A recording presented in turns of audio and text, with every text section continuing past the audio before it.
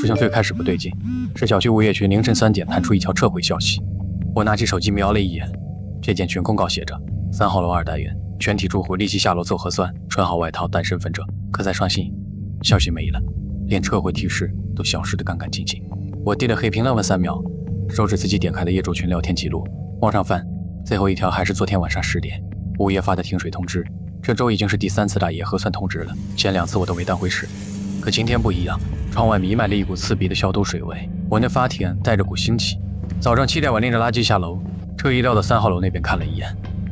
单元门口拉着警戒线，没有任何医护人员。我装作路过，透过虚掩的防火门缝隙，看见楼道深处堆着几个黑色裹尸袋，其中一个拉链崩开了，露出一截惨白的手腕，指甲缝里全是黑血。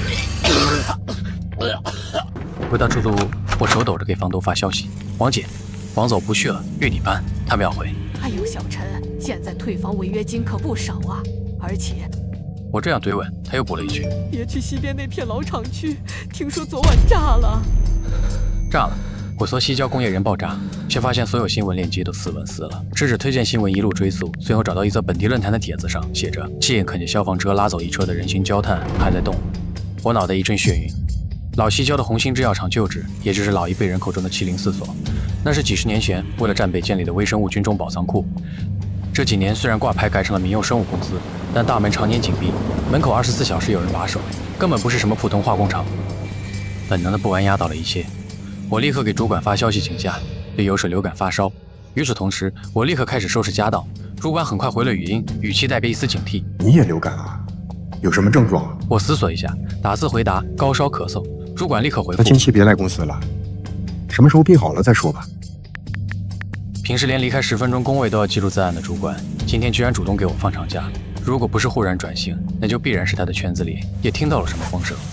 我用最快的速度收拾完行李，眼角余光看到货架上还有几大箱没来得及拆的方便面，这些本来是囤来当夜宵吃的，此刻却提醒了我另一件事：一旦混乱来临，这些生存物资一定是稀缺品。我立刻给老妈打起电话，她那边声音听起来很嘈杂。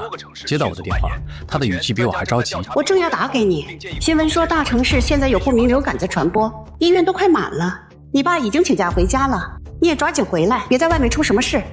我冷静回答：我知道我这边正在看票，你俩也别待在县城了，回山里去我那个民宿。老妈明显愣了一下，我那赔钱的民宿开在浙西山区，离市区得有30-40公里，是我去年脑子一热，为了搞数字游民基地花30万装修的，后来生意一般也就没太注意打理，老妈也很少去那。别问原因，大城市不安全，县里很快也会被波及到。你俩立刻去山里，我直接过来和你们会合。我急速地说，去之前多带点吃喝用品，有多少装多少。我挂掉电话，拎起包急匆匆出门。一进地铁站，发现5号线往西的列车全部挑站不停，往高铁东站方向的地铁则延长到20分钟一趟。车站里人满为患，绝大多数都拎着大包小包，所有人都在惶恐不安地盯着车次进展时间。我知道聪明人不止我一个，他们有人也意识到了危机正在逼近。见此情景，我径直放弃高铁，急匆匆拦下一辆出租车，直奔机场而去。去机场的路上，我一边刷着仅剩的几张高价机票，一边给民宿管家打电话：张叔，我现在转给你5万块钱，你帮我办几件事，事成之后再转你5万。电话那头吓了一跳：小陈，这是干啥？别问问题，时间来不及了。张叔，你现在立刻开皮塔去镇上的5金店和超市，我要你买光你能买到的所有袋装大米、食用罐头和家用药品，记住要现货，直接拉回院子里。还有，把院墙的大铁门焊死，除了我，谁来也别开。挂了电话，看着银行卡里少了一大截的余额，我反而松了一口气。这种时候，未知的危险比没钱致命。我只相信立刻能换到手的资源。机场比我想象中混乱，安检口排起长龙，许多安检人员似乎没有到岗，安检效率比以往低了很多。工作人员扫完我的码，匆匆挥手：你运气不错，这可能是最后一班了。登机口挤满了人，但我买的是商务舱，优先登记。坐定后，我望向窗外，跑道尽头的天空灰蒙蒙的，像是大雨将至。突然，隔壁座位的男人剧烈的抽搐了一下，动静很大，但他把自己裹得严严实实，黑色卫衣帽都扣在头上，脸上戴着口罩，脖子上还缠着厚围巾。先生，您不舒服吗？男人没说话，只是摆摆手，把头埋得更低。我也戴上了口罩，默默把身体往窗边缩了缩，心跳却莫名加快。飞机起飞那一刻，我闭上眼，在心里默念：再有几个小时，我就能到家了，到家就安全了。引擎轰鸣声达到顶峰，飞机开始大角度爬升。透过舷窗，我看见地面的城市交通正在陷入瘫痪，红色的车尾灯汇成长河，远处乌云正在逼近，一场暴雨似乎将要到来。飞机在平稳飞行着，远处厚重的云层下，隐约有雷电一闪而过。此时隔壁传来一阵细微的动静，那个把自己裹得严严实实的男人，身体正不易察觉地颤抖。我尽可能拉开与那男人的距离，开始后悔为什么选了靠窗的位置。空姐注意到这边的异常，微微俯身。先生，您是否需要医疗援助？而就在空姐的手指即将触碰到男人肩膀的瞬间，男人猛地抬起头。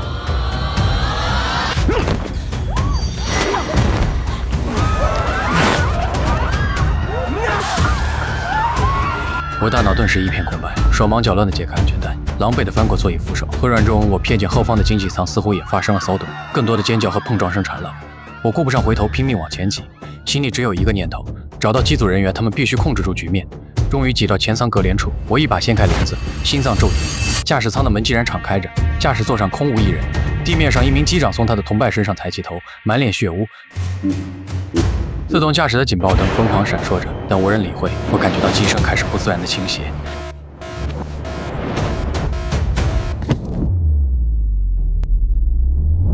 一声几乎撕裂耳膜的巨响，机身侧面与大楼玻璃幕墙剧烈摩擦，迸发出无数刺眼的火花。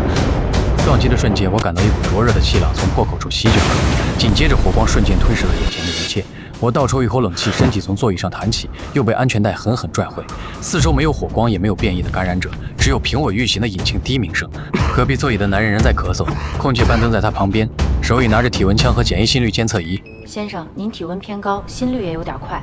我们已经通知了目的地机场，地面医疗人员会做好准备。飞机落地后，请配合检查。男人虚弱的点了点头，含糊的道了声谢。原来刚才只是一场噩梦。我缓缓靠回椅背，心脏狂跳不止。刚才那无比真实的坠落感，以及被火焰吞噬的灼痛，每一个细节都清晰的可怕，像是电影里的情节。飞机平稳着陆，滑行停靠，舱门打开，我连忙拎起背包冲了出去。此时候机大厅里的景象却让我心跳再度加速，到处都是人，比我来时的机场更加拥挤，行李堆得满地都是，很多人直接坐在地上或靠在墙边，脸上写满疲惫和焦虑。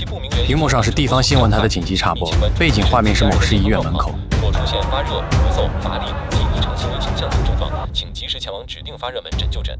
我猛地回过神，再看四周的航班信息大屏，大片刺眼的红色，取消、延误、待定，完整的航班信息寥寥无几。所有声音混合在一起，冲击着每个人的神经。我加快了脚步，一路冲出机场大门，一边伸手拦出租车，一边快速拨通了老妈的电话。啊，你们到山里了吗？到了，刚把你张叔买的东西搬进屋，正收拾呢。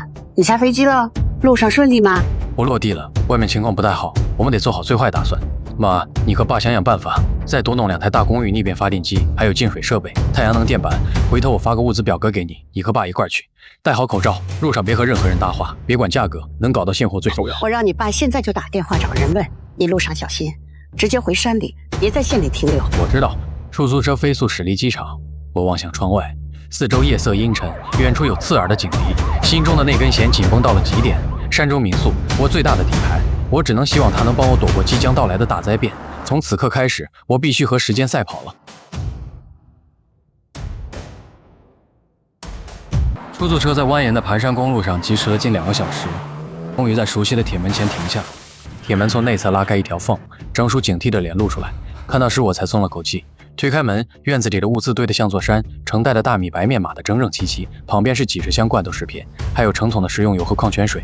五金店里能买到的工具，斧头、铁锹、撬棍、铁丝网，乱七八糟散落在一旁。父母从屋里跑出来，母亲一把抱住我，父亲则沉默地拍了拍我的肩。发电机联系到了，师傅正开车送过来，价钱是平时的3倍。净水设备现货不多，但我把老家那套老式过滤装置拆来了，加上你妈买的几10个滤芯，应该能顶一阵儿。太阳能板呢？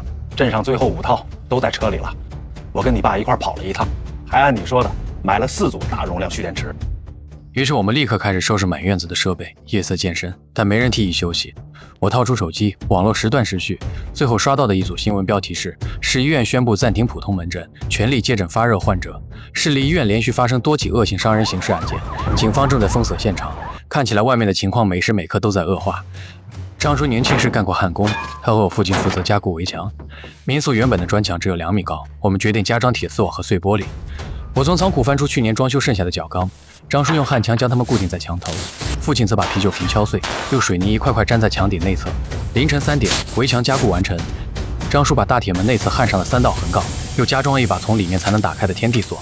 我试了试，厚重的根本推不动，还不够，还需要观察点。于是我们搬了脚手架，在东南角和西北角的墙内搭起2个简易瞭望台。高度刚好能露出半个头，观察墙外又不至于太显眼。天快亮时，发电机送到了。师傅开着一辆小货车，卸下2台发电机组后，连水都没喝就要走。县里开始封路了，听说病人越来越多，本地接受不了，都在往外转运。他们说那些得病的人会变得不像人。说罢，他依次对所有人道了声保重，驾车消失在晨雾中。我负责在屋顶安装太阳能板，父亲则同步将发电机调整到了最佳通风位置。5套板子全部架在棉覆屋顶，角度调至最佳采光位置，电线穿过预先打好的墙口，连接至客厅的蓄电池组和逆变器。张叔帮忙布线，他干活时总忍不住往山外望。张叔，一家人，老伴早走了，儿子在省城。昨天打电话，他说公司安排全员居家办公，让我别担心。但我能听出他声音里的颤抖。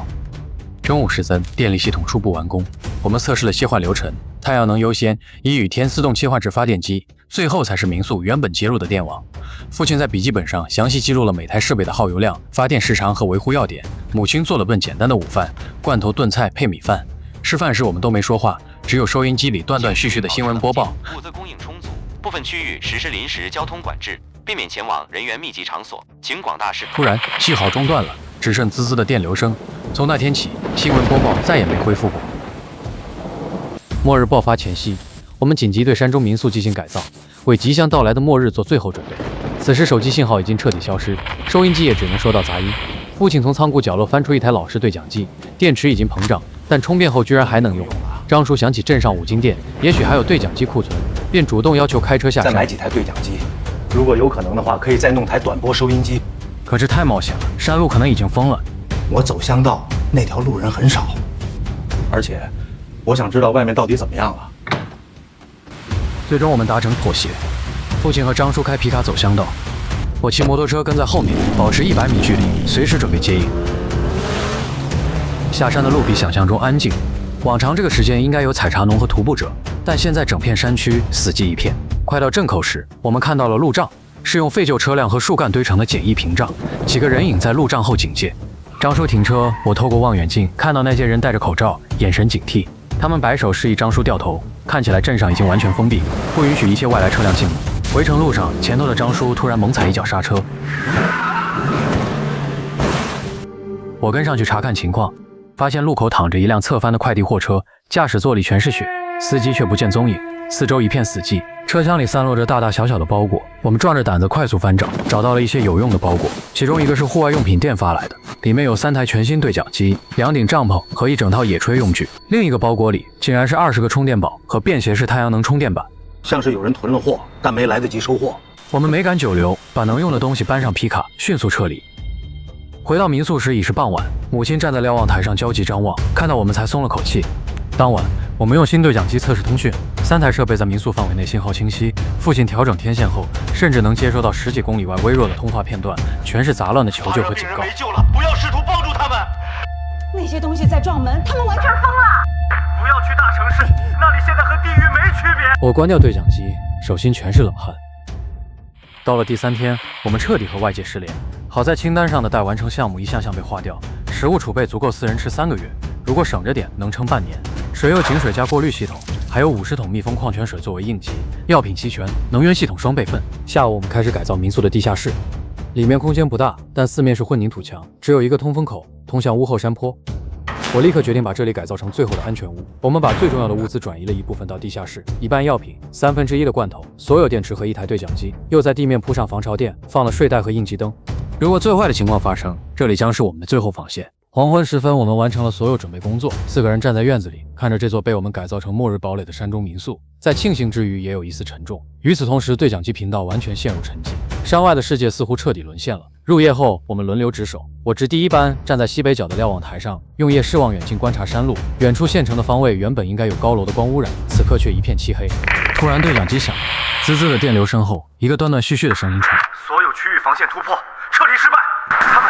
他们原来会。我拿起对讲机凑近了听，他们原来会说话呀！山里的胡说，你们听到我们了吗？妈妈要来找你们了！我眼角颤抖，不敢确信自己听到了什么。黑暗之中，父亲在院子里点了根烟。听起来，那些所谓的丧尸好像还有一些生前的记忆，具有狩猎意识。听对讲机里的意思，他们很可能会来找我们。我脸色铁青，握紧了手中的斧头。夜色浓重，山中民宿是这片黑暗里唯一的孤岛。我们储备了物资，加固了围墙，准备好了武器，做了一切能做的。现在，末日生存要开始了。接下来，父亲宣布进行无线电静默和灯火管制，要求入夜后窗帘拉死，所有光源只能出现在地下室。能说话就说明有意识，会追踪，会判断，光和声音都是信号。那台一直开着的老收音机成了我们唯一的希望。父亲规定只能被动接收，音量压到最低。他把扫屏和记录频段的任务交给了我，要求除了固定时间，其余时候必须关机。那天晚上，我坐在地下室的桌子前，我把通讯中断。这天定为第1日。第2日到第5日什么都没发生，山里安静的吓人，连鸟叫虫鸣都变少了。我和张叔、父亲按值班表轮流守夜，每人4个小时，从晚上8点到早上8点。白天的时间我们巡查围墙、检修设备、清点库存。母亲管食物配给，他在大纸上画了表格了，精确到每顿饭每人吃多少克米，用多少毫升油。他把纸贴在厨房墙上，每餐之后用笔划掉一格。妈，咱们是不是还得种点菜？你爸在翻后院那块地了，种子是张叔从镇上带回来的，有白菜、萝卜和豆角。能活吗？试试呀，你妈当年在农村长大，种地这事儿还难不倒我。第6日凌晨2点的值班，我第一次收到了信号，耳机里全是杂音。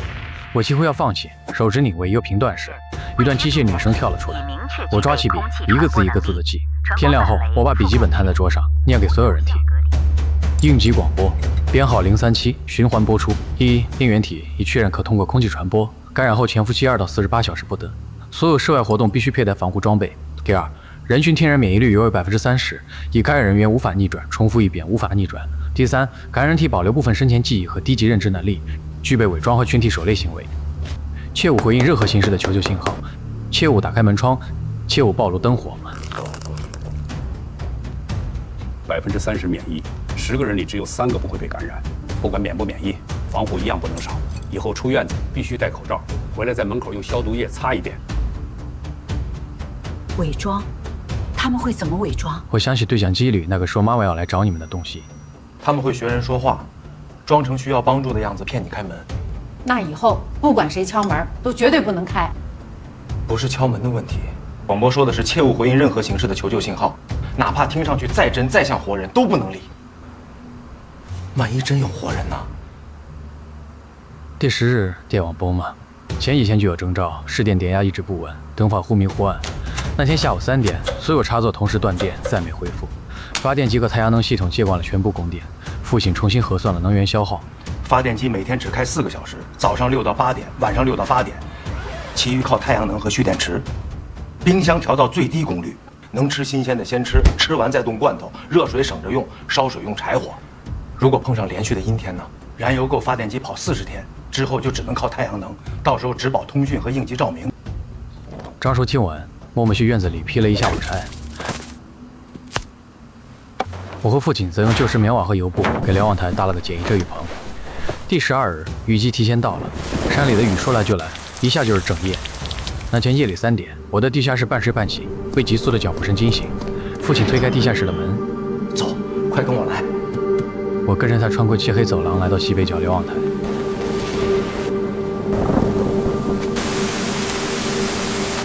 11点钟方向，树林边缘。我调整角度扫过一片墨绿色的夜视画面，松树、灌木、雨雾。我屏住呼吸，然后我看见2棵松树之间的缝隙里有一个白色的轮廓，很小，距离至少150米呢。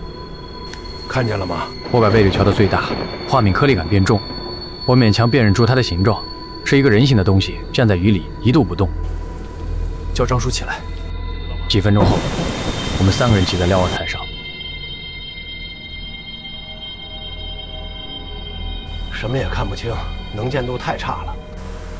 再等等看，咱们借天光看个清楚。小陈，你就顺着刚才看到黑影的位置盯死了，一会儿趁着闪雷的时候看仔细点。我又举起望远镜，那个白色轮廓还在原地，姿势没有任何变化。天边忽然隐隐泛了一下白，我猛然意识到这是预闪，真正的强光马上就到。亮如白昼的光瞬间灌满整片山林。一个穿病号服的女人暴露在视野中，电光闪过的瞬间，她猛地抬起头，光亮只持续了2-3秒，天地瞬间又重回黑暗。看清楚了，是感染者，那东西一直在林子里，不知道在那儿待了多久。夜里值班多留点神，不要惊动了那东西。3个人挤在瞭望台上，没有人提议下去，因为有一个问题悬在所有人心里：他会不会来过很多次了？末日降临后的第14日，收音机捕捉到了一段微弱的信号。我刚拧过一个频段，收音机里炸开密集的枪炮和惨叫声。第3隔离区失守，重复，第3隔离区已失守。父亲听到动静冲了下来，是尸潮，千万别再往这跑了，这里已经变成屠宰场了。别聚在一起，就地自保，千万别集中超过30人，他们会根据信号瞬间中断，屏域里只剩下死寂的滋滋声。我拧了半天，再也找不到那个频段。父亲很久没说话。安全点全没了，军队也撤了。我听到了，上去吧，告诉你妈和张叔。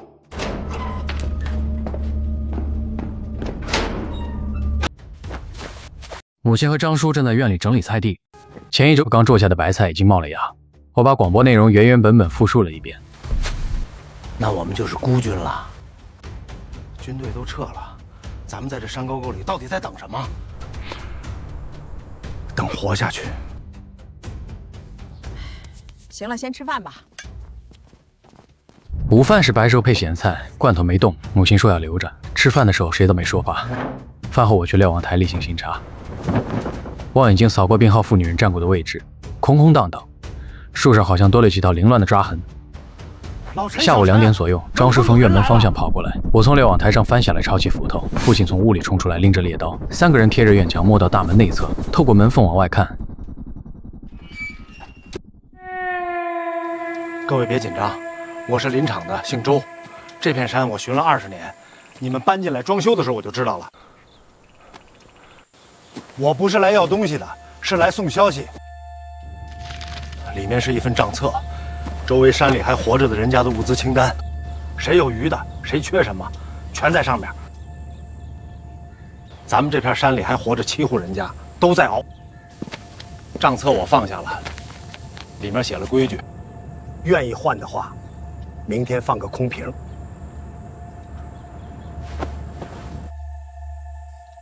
对了，你们西北方向的林子里踩出了不少脚印，有东西可能盯上你们了。巡山的时候，我会帮你们多留意这边的动静。说完，他转身进入树里，很快消失不见。父亲等了整整10分钟，才让张叔开门缝把信封拿进来。A4 纸对折，手写字迹工整，列了7户人家的编号和物资预缺。1号鱼大米约50斤，缺医药；2号鱼鸡蛋缺主粮；3号鱼柴油50升，缺食盐。只要参与物资交换，囤粮的事儿立马就会传开。1户连着亲友，用不了多久，整座山都知道。到时候不用等感染者来，活人就能把我们抢了。今天跟你换鸡蛋的邻居，明天饿极了，拿刀架你脖子上。你说的有道理，但你说的不对。广播说不让超过30人，就是要所有人分散作战，不扎堆儿，这才是安全的生路。人类学家怎么定义文明的起点，你知道吗？是一根大腿骨。考古发现过一根15000年前的人类骨骨折之后愈合。在原始社会里，一个人大腿骨折就意味着不能行走、不能狩猎、不能逃跑，必死无疑。但那根骨头愈合了，说明有人把它抗回洞穴，给它喂食喂水，替它驱赶野兽，照顾了至少6个星期，直到它重新站起来。那根愈合的大腿骨证明了有人愿意为一个帮不了自己的同类付出代价。我们参与交换，可以稳住这7户，让他们有奔头。他们就是咱们墙外第一道活人防线。山里要是没有活人了，光靠我们4个，拿什么去挡那些畜生？老陈，那你意思是要答应？有条件的答应。小陈来定规矩，怎么交换能把风险降到最低，就怎么来。交换地点不设在我们院子，选中间位置，放下东西就走，不碰面。物资清单只写多余的部分，核心储备量不对外透露。每次交换限定数量，少量多次，不让任何一家看出我们的底。最后，我们要摸清老周的底细。他在山里20年，比我们更了解地形。这个人可以是盟友，但必须确认可信度。当天我写了整整3页交换规则。第2天下午，我在空的矿泉水瓶里塞了一张字条，上面写着大米盐换消炎药、压缩饼干。傍晚老周再来时，双方才完成了第一次各取所需的物资交换。所有物资确认无误。这次交易也证明了老周的确是一个可以信任的中间人。那天晚上，我站在瞭望台上环视群山，可据老周的信息，还有无数个庇护所在这里坚守。尽管四周一片黑暗，但我知道此刻我们不再是孤军奋战。末日爆发第2周，我们在山区建立了简单的物资贸易网络。接下来一段时间，老周保持了3天来一趟的频率，稳定为我们提供物资交易和配送服务。从第2次交易开始，我就从他那要来了各家的对讲机频道。老周告诉我，山区最高点有一家庇护所，末日前是做通讯行业的。那户人家在自家楼顶上架了一台中继台，能放大半径5公里内的对讲机信号。民用对讲机在山区的有效通讯距离本来很差，但有了中继器加持，等于建了个群聊系统。我花了1下午调试频道，调通的那一刻，电流声里突然传来人声：“6号呼叫，谁有退烧药？孩子发高烧了，我拿2箱罐头加10升柴油换。3号收到，柴油你自己留着，拿罐头换半盒药，明天让老周捎过去。这里是4号，我这儿没药，但免费给你烧半罐蜂蜜兑温水给孩子喝，大家挺住啊！”从那天起，通讯频道成了整个山区的交易中心和消息集散地。老周作为唯一的配送员，负责把双方需要的物资准时送达。哎，来了，这就过来。末日之前，老周已经是资历丰富的老巡山员，对山中的各条巡山小道无比熟悉。通过老周这段时间的努力，加入山区贸易网络的庇护所越来越多，物资种类也越发多样。新加入的9号户自称是个养殖场，可以为整个社区提供定量的鸽子肉和兔肉，很大程度上缓解了肉食的缺口。到了第3周，山区进入漫长的雷雨季。我正在地下室整理物资清单，突然听见外面一声巨大的雷声。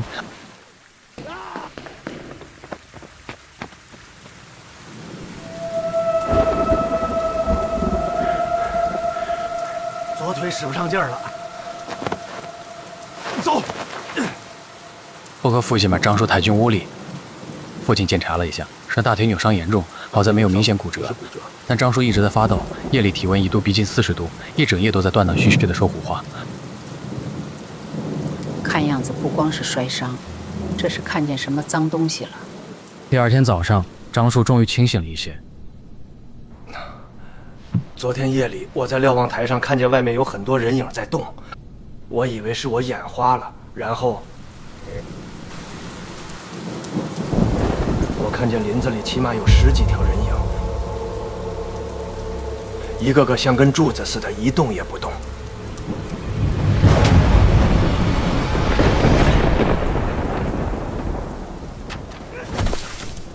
隔着很远，我看不太清，但我觉得他们很可能是在踩点侦查。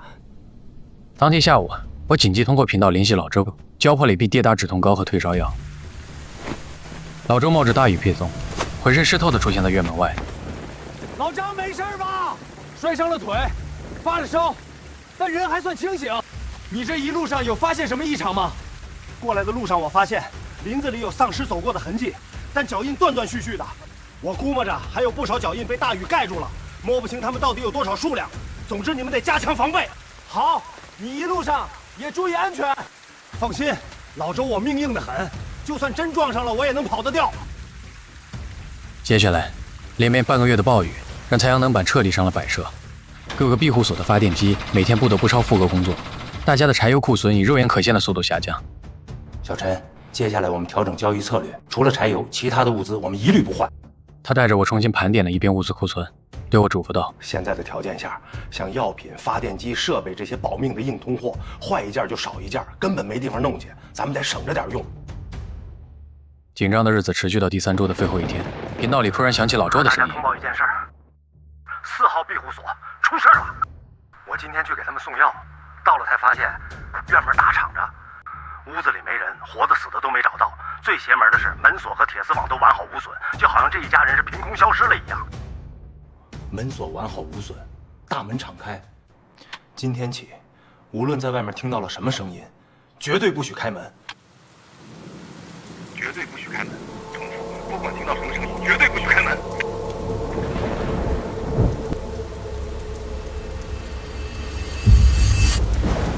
末日爆发第5周，整个山区持续被漫长的暴雨覆盖。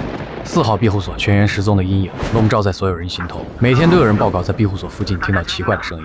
我这边围墙外头有东西在撞铁丝网，动静很闷。这样提心吊胆的日子整整熬了1周，直到第5周的最后一天，连绵了半个多月的暴雨终于停了。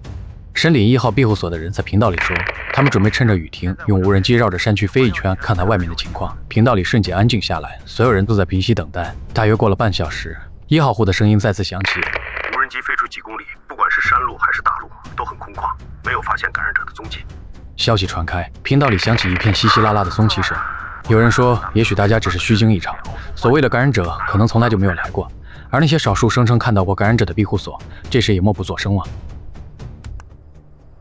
我认为不能太乐观，感染者肯定还在山区，只是藏在什么地方了。这么大的雨，刚好给他们打了掩护。我同意这位朋友的看法。自我介绍一下，我曾是病毒研究所的研究员。结合近期的观察，外面的感染者已经初步进化出了群体意识，他们会通过体表分泌的信息素来进行交流，就像蚂蚁一样。之前有人看到感染者在树林里长时站立不动，我认为那不是发呆，而是他们在这个区域留下信息素标记。我顿时联想到张叔昨夜的发现，当时林子里的那些感染者似乎的确符合标记信息的特征。死人哪来的什么群体意识？无人机都拍不到鬼影子，你少在这散播恐慌。就是啊，确实看到了。这是我基于实验数据和实际观察得出的结论。你们如果不信，我也没义务解释。呼叫9号，听你刚才的意思，外面的感染者其实是在挨个摸情况，等时机合适就会发起集体性攻击，是吗？不排除这个可能性。而且根据我的观察，他们的侦查已经接近尾声了。我们有没有办法应对？单个庇护所很难应对大规模尸潮，但我测试过，他们会对突然出现的强光和高分贝噪音产生本能的应激反应。这意味着，假如大家团结一致，或许真有机会对抗尸潮。听你这意思，不就是要我们主动暴露自己吗？这就是你说的办法，狗屁不通！我和父亲对视一眼，都从对方眼里看到了一丝沉重。物资交易还好说，但危难关头，大家真的有可能不计自身安危，去主动释放干扰暴露自己吗？就在这时，频道里切入了老周的声音。我巡山这么多年，观察过不同种类的蚂蚁，他们所谓的群体意识，核心是有一个蚁后作为族群的大脑。这是不是表示感染者之中也有一个类似蚁后的存在？极有可能。真是这样的话，它带来的威胁会远超我们想象。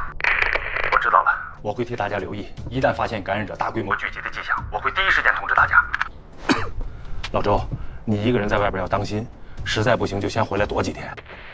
放心吧，我心里有数，不会拿自己的性命开玩笑。可那些感染者，最近1周的高强度巡查，加上山中雨季的昼夜温差，让父亲患上了重感冒。都跟你说了不能硬撑，你就是不听，非要累垮了才肯罢休是吗？没事儿，我还能扛得住。现在情况危急，多一个人值班，家里就多一份安全。当初末日准备太仓促，很多关键药品储备不足。随着时间推移，药品成了比黄金还硬的通货。大家都只认柴油这种能维持生存的硬物资作为交易锚定物，可我们的柴油储备还要维持发电机运转，根本没有多余的量用来交易。就在我愁眉不展时，呼叫山宿，小陈你在吗？怎么了，周叔？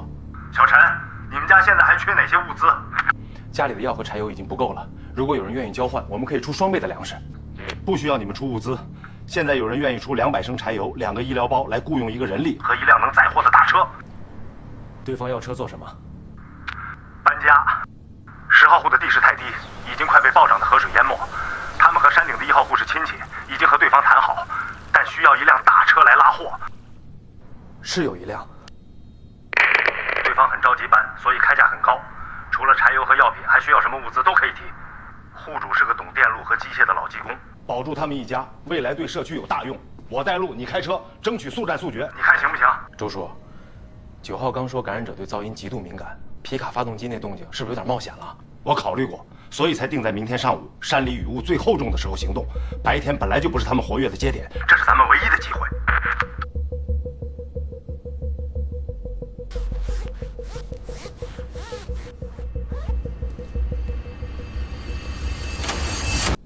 末日爆发以来，我第一次开上皮卡离开了庇护所。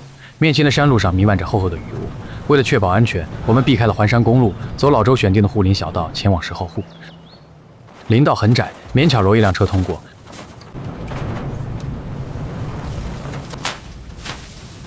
小陈，你知道我为什么要冒死做物资配送这件事吗？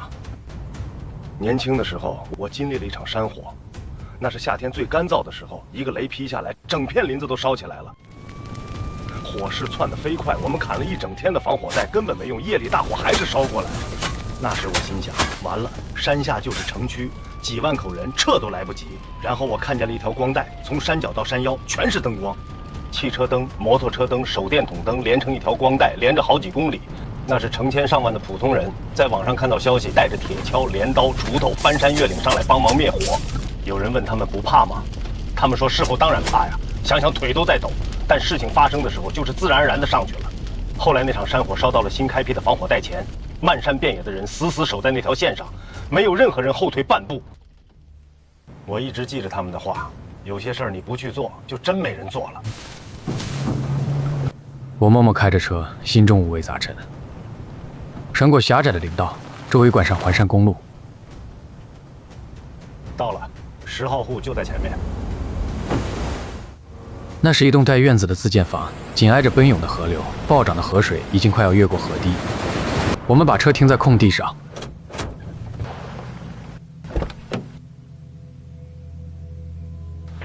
老钟，东西收拾好没？人都到门口了。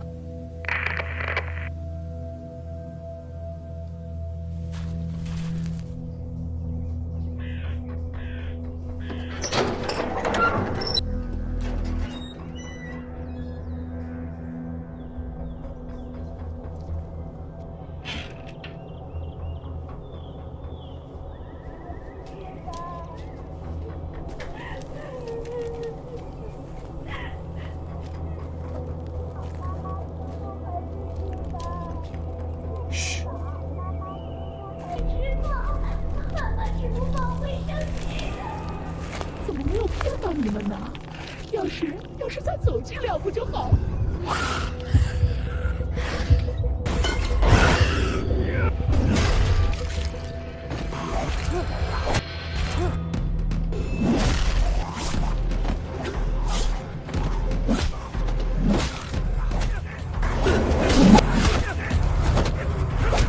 走，快上车！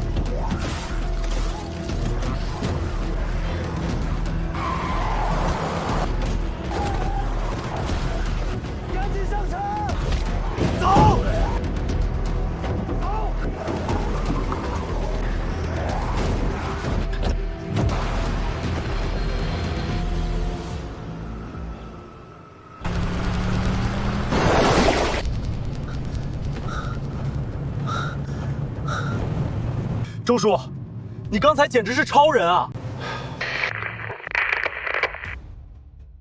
给大家通报个坏消息，10号户没了，尸潮已经在山区集结，大家务必小心。到底什么情况？尸潮是真的吗？周叔，你没事吧？别嚎了，我好得很，只是可惜了10号户一家本来都可以活命的，答应你们家的柴油也没了。你人没事就好，物资以后还能想法子换。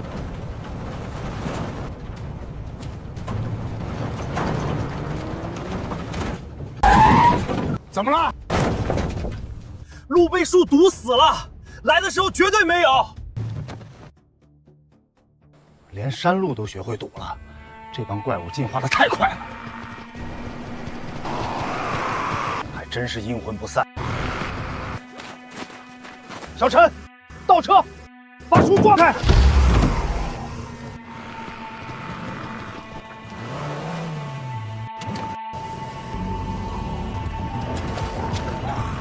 快把弩箭给我，动作快点。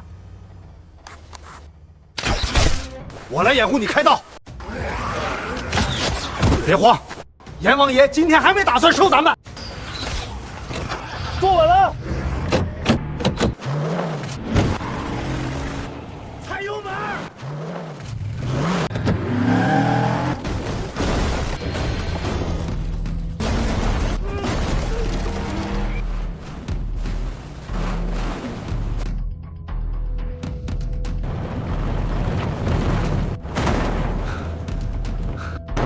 老周，咱们冲出来了！脚别抬，油门给我焊死！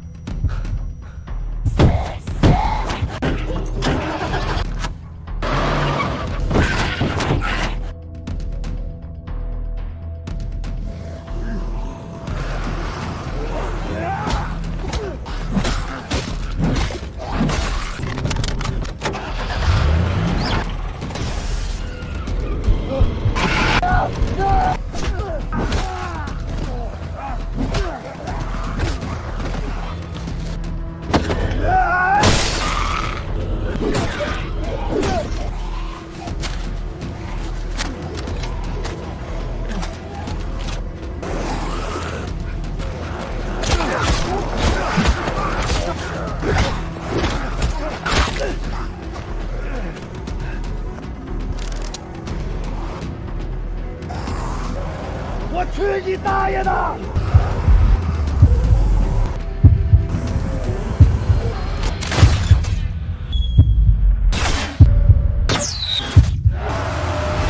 周叔！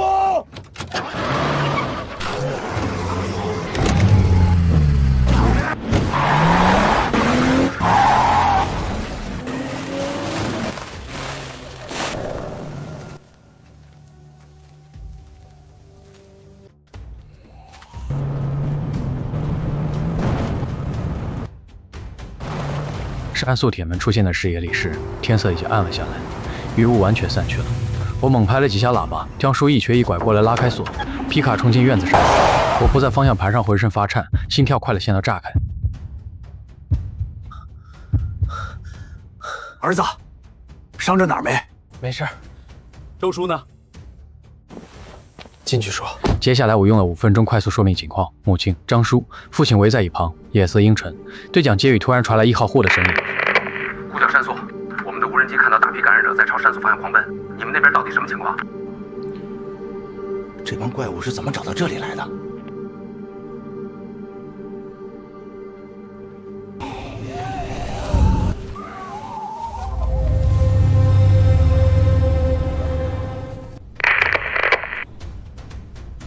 这里是山宿，我有几件事要告诉大家。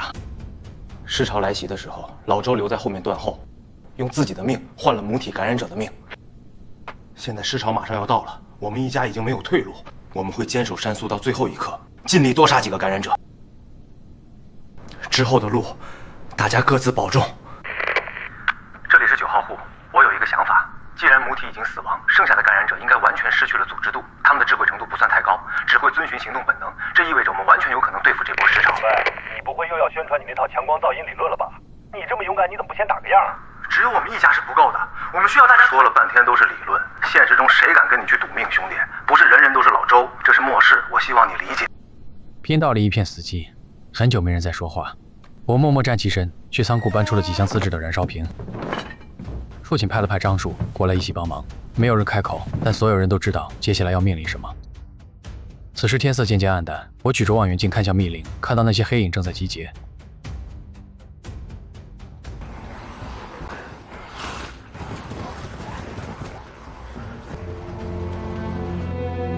我去你的！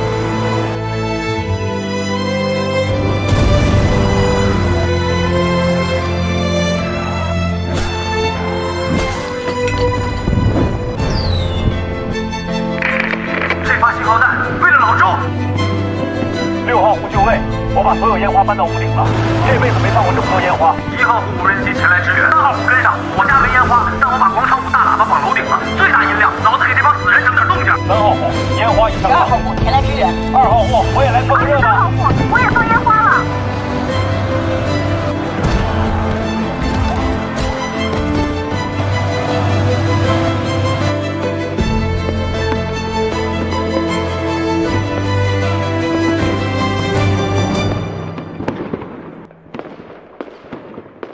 现在你知道了吧？那根骨头为什么会愈合？接下来一整夜，群山中的声光干扰持续不断，市潮被牢牢困在螺旋状的死亡漩涡里，始终没能突破干扰。直到黎明时分，各庇护所同步关停设备，缠作一团的市潮才缓缓松动解体。透过望远镜望去，感染者们仰着头在原地打转，动作茫然呆滞，像是一夜之间弄丢了所有防卫记忆。9号户在频道里分析，持续的声光刺激彻底打乱了感染者的信息素标记，原本铺遍整片山区的信息素网络彻底失效。这也意味着，接下来只要我们保持绝对静默，市潮就很难重新定位到各个庇护所的位置。天亮之前，林间游荡的感染者彻底四散而去，只在空地上留下一圈漩涡状的密集脚印。我和父亲张叔在瞭望塔上守到天光大亮，下来时整个人疲惫到几乎虚脱。母亲喜极而泣，大力拥抱了每一个人。会有些茫然地倒在沙发上，不知道该兴奋还是该忧虑。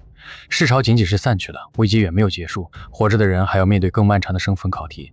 在市潮危机解除的第3天，在我和9号户的提议下，山区庇护所召开了全员线上会议，我们集体默哀，送给了老周，还有在这场灾难中牺牲的4号户和10号户。市潮危机结束第5天，我们找到了老周的护林员小屋，柜子里东西很少，除了几件换洗衣物外，只有一份写满字迹的地图册。地图册上做满了笔记，清晰地标注了各条山路的路况和隐蔽点位，字迹很新。老周是20年的老护林员，闭着眼都能认路。我想，他画这图也许不是给自己看的，他是怕自己哪天折在外面，特意给咱们留了条活路。我小心地抚过纸页上的字迹，鼻头一阵发酸。接下来我们花了很长一段时间，将死去的感染者推到山谷里焚烧，在远离庇护所的山间岔路口布设了多台音效，靠小型太阳能板供电，搭配远距离无线收发器远程操控，做了防水防撞的隐蔽处理。一旦再有市潮靠近，就能通过定向噪音把市潮引向无人的山谷深处。各家各户每天都会通报零星的感染者袭扰，形势也说不上安稳，但至少一切都和老周生前希望的那样，生命的火种保留下来了，并且正在不断壮大。傍晚时分，我和父亲背着工具爬上了山宿附近的一道山脊，山脊上立着一棵老松，我们把老周的几件衣服埋在树下，立了一块粗糙的木牌作为墓碑。太阳正在落下，身后的群山中不计其数的末日堡垒正守护着文明的火种，直到胜利那一天的到来。